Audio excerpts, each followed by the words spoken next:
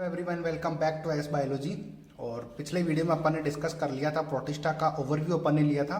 तो और उस ओवरव्यू के अंदर अपन ने देखा था कि जो प्रोटिस्टा है उसको 5 टाइप्स में डिवाइड किया गया है। ये देखो 5 टाइप्स में इसको डिवाइड किया गया था अपन ने। 5 टाइप्स में क्राइसोफाइट, डायनोफ्लैजेलेट्स, यूग्लिनोइड्स, स्लाइम मोल्ड और प्रोटोजोआ। इन 5 टाइप्स के अंदर प्रोटिस्टा को अपन ने डिवाइड किया था। इसके प्रोटिस्टा के ये टाइप्स हैं। तो इसके अंदर फर्स्ट टाइप अपन पढ़ने वाले हैं क्राइसोफाइट। पहला टाइप मैंने कहा था डिटेल में अपन डिस्कस करेंगे। तो क्राइसोफाइट को स्टार्ट करते हैं आज। तो डिटेल से वीडियो को एंड तक जरूर देखना, और ये वीडियो कंप्लीट देखने के बाद एनसीईआरटी पढ़ना। आपका हर एक क्वेश्चन और हर एक पॉइंट क्लियर हो जाएगा एनसीईआरटी का। ठीक है, तो स्टार्ट करते हैं क्राइसोफाइट को। तो फर्स्ट पॉइंट है यहाँ पर डाइटम्स एंड डेस्मिड्स प्रेजेंट होते हैं। तो क्राइसोफाइट के अंदर मेन कैरेक्टर इनका यही है कि डाइटम्स और डेस्मिड्स जो है इसमें प्रेजेंट होते हैं। इनको सुनहरे शैवाल भी कहते हैं। सुनहरे शैवाल भी इनको कहते हैं। इंग्लिश में इनको बोलते हैं गोल्डन एल्गी, यानी कि गोल्डन एल्गी भी इनको बोलते हैं। किसको? क्राइसोफाइट के अंदर डाइटम्स और डेस्मिड्स को। ठीक है, इनको बोलते हैं गोल्डन एल्गी। ये भी गोल्डन ही पॉइंट है, गोल्डन पॉइंट है। ये जो लाइन है मैंने अलग कलर से लिखी हुई है, इसका मतलब ये इस पॉइंट के अंदर ज़्यादा इंपॉर्टेंट है।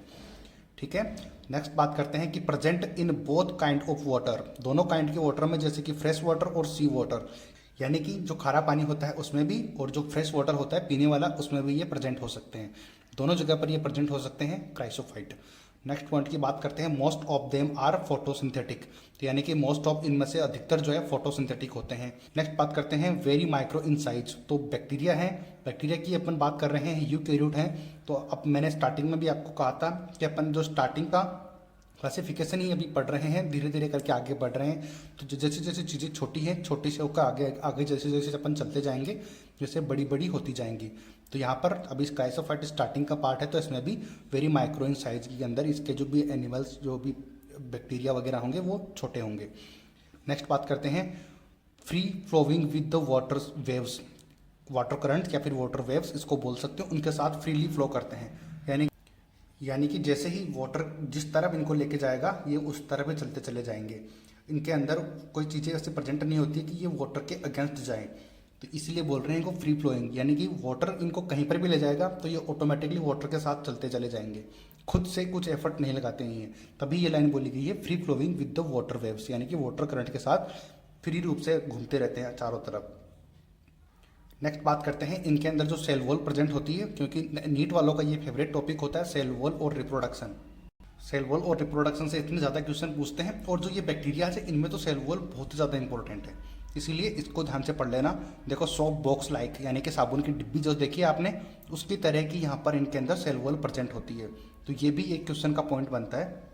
नेक्स्ट बात करते हैं टू ओवरलैप्ड सेल के रूप में प्रेजेंट होती है। तो मैंने बताया था कि साबुन की डिब्बी की तरह प्रेजेंट होते हैं, और जो है एक दूसरे के ऊपर ओवरलैप्ड होते हैं। मैं आपको डायग्राम भी दिखा दूंगा, अगर डायग्राम हुआ तो आपको स्क्रीन पर दिख जाएगा, अदरवाइज नहीं। कि देखो they made up of the silica so that they are indestructible. ध्यान रखना कि इनकी जो सेल वॉल होती है वो सिलिका की प्रेजेंट होती है। ध्यान रखना ये पॉइंट, ये बहुत इंपॉर्टेंट पॉइंट है, मोस्ट इंपॉर्टेंट करके माइंड में बैठा लो इसको, कि जो इनकी सेल वॉल बनी हुई होती है किसकी? क्राइसोफाइट की, वो सिलिका की बनी हुई होती है। डाइटम और डेस्मिड्स मैंने आपको बता दिया था।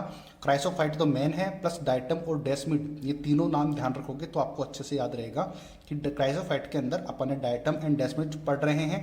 लेकिन जो एग्जाम में क्वेश्चन आएगा डाइटम और डेस्मिड के नाम से क्वेश्चन पूछते हैं, तो ये पूछेंगे कि जो डाइटम और डेस्मिड्स हैं उनकी जो सेल वॉल होती है वो किससे बनी हुई होती है? तो ध्यान रखना सिलिका की बनी हुई होती है।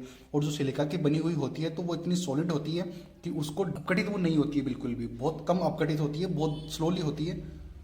और अपनी एनसीईआरटी के अकॉर्डिंग कि वो अनडिस्ट्रक्टेबल होती है। अनडिस्ट्रक्टेबल यानी कि उसको नष्ट वो नहीं होती है, नष्ट नहीं होती है। इसी वजह से वो जो इनकी जो सिलिका है वो निकल के इकट्ठा हो जाती है नीचे। तो उस नीचे इकट्ठा हो जाती है तो उसके मिट्टी बन जाती है, और उस मिट्टी को बोलते हैं सिलिका सॉइल बोलते हैं, सिलिकन मिट्टी बोलते हैं। और वो जो है उसके बहुत सारे यूजेस भी होते हैं, अपन पढ़ते हैं आगे। देखो अब ये देखो, मरने के बाद ये अपने परिवेश में, यानी कि लिविंग प्लेस के अंदर, अपने लिविंग प्लेस के अंदर में अपनी कोशिका भित्ति, यानी कि अपनी सेल वॉल के अवशेष, यानी कि डिपॉजिट्स की बड़ी संख्या प्रेजेंट होती है।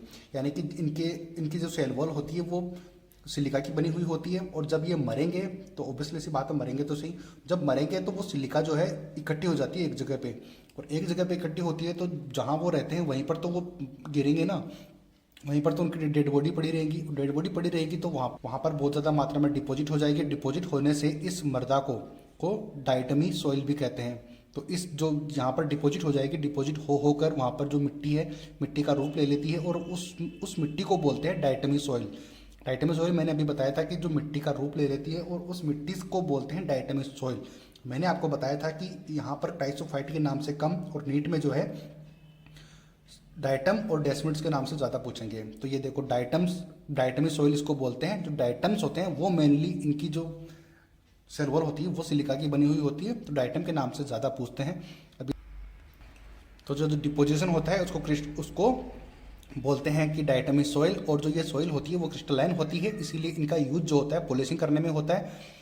जो filtration of the oils, oil को फिल्टर करेंगे क्योंकि क्रिस्टल होंगे तो उनके बीच में कुछ ना कुछ स्पेस प्रेजेंट होगा, क्योंकि एक क्रिस्टल दूसरा क्रिस्टल के बीच में, एक क्रिस्टल दूसरे क्रिस्टल के बीच में, एक क्रिस्टल यहाँ एक क्रिस्टल यहाँ, इस तरीके से प्रेजेंट होंगे।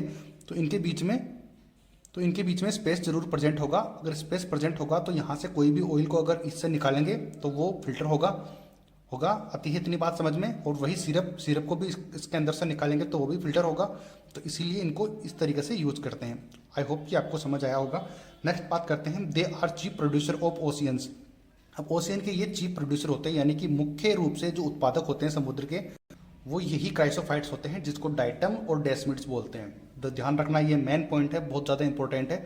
चीप प्रोड्यूसर होते हैं ओशियंस के, क्योंकि इनकी जो मिट्टी होती है उसके अंदर बहुत सारे जीव आएंगे, वहाँ पर रहेंगे, उनकी जो उस मिट्टी का बहुत सारा यूज वो कर सकते हैं वहाँ। इसलिए वहाँ पर जो जितने भी जीव रहेंगे, तो जिस जगह पे जितने ज़्यादा जीव रहेंगे वही तो वहाँ पर प्रोडक्शन उतनी ज़्यादा हो जाएगी। अपन इकोलॉजी में पढ़ेंगे भी कि जहाँ पर जितनी ज़्यादा जैव विविधता होती है वहाँ पर उतना ही ज़्यादा उसका ग्रोथ होती है। तो इतना ही था अपना क्राइसोफाइट। आई होप कि आपको ये वीडियो समझ आया होगा। अगर वीडियो समझ आया है तो लाइक सब्सक्राइब जरूर करना चैनल को। मिलते हैं अगले वीडियो में। जय हिंद।